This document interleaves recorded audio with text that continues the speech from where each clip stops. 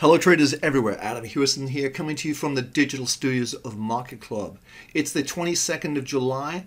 Markets seem to want to go higher, they're trending higher. With all the trouble we're seeing in the world, you say, why are the markets going higher? Well, sometimes you can't figure everything out. It's not that clear, but the reality is the markets are trending higher. Just look at our trade triangles. They're plus 100, meaning there's a very strong trend. We're looking at the Dow right now, which is very close to making new highs. You can see it's trending right now, and the all-time high we're looking at, let's see what that was. That was 17,151, and my prediction is we'll probably go over that, maybe even today if we can keep like this. But you can see that we've got all the parabolics just below there, above the 50 line, and the RSI looks good. I don't know what's going to push this market down if it hasn't gone down already. So let's go to our next market, the S&P 500. You can see that's made a move up.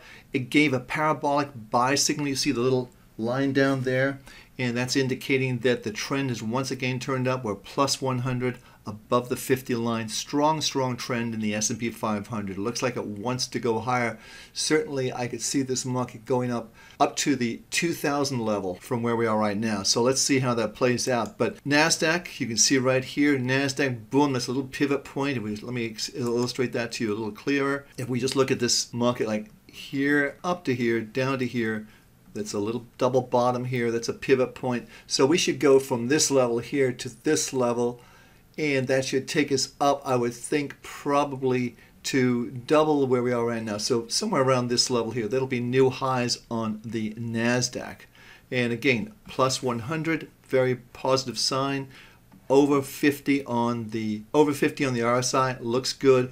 Everything's a system go here. I don't know what's going to stop the market, but it looks like it wants to go higher. Here's gold. Gold is an interesting day today. Its score is a 60, indicating a trading range. You can see we're right flat on the RSI 50 line right here, which means it really is, can't figure this out where it wants to go. But the chances of it going higher, in my opinion, are pretty good. And I think what we're looking at is, if you look at, let me move this over here. We talked about this before, but I'm going to put a Fibonacci retracement level on here from the highs we saw to the lows right here. And you can see they hit right on the 50% Fibonacci correction level.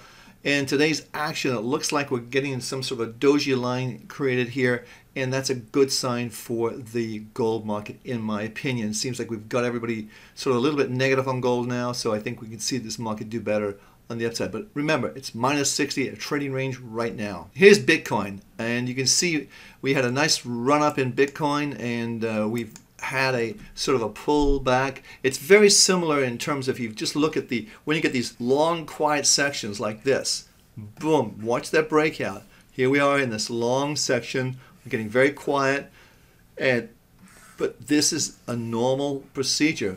Move up, get used to the new levels. So here you are, just adjusting to the new levels, but the key level, in my opinion, is going to be a move over this level right here. We take that out, and also if we take $700 out, this market's off to the races. I think we'll see the market doing much better. Plus, if you look back at, we're over 50, it's been very solid over 50, and I think that's a very positive sign for this market. Remember, we went over 50 here, and look what happened.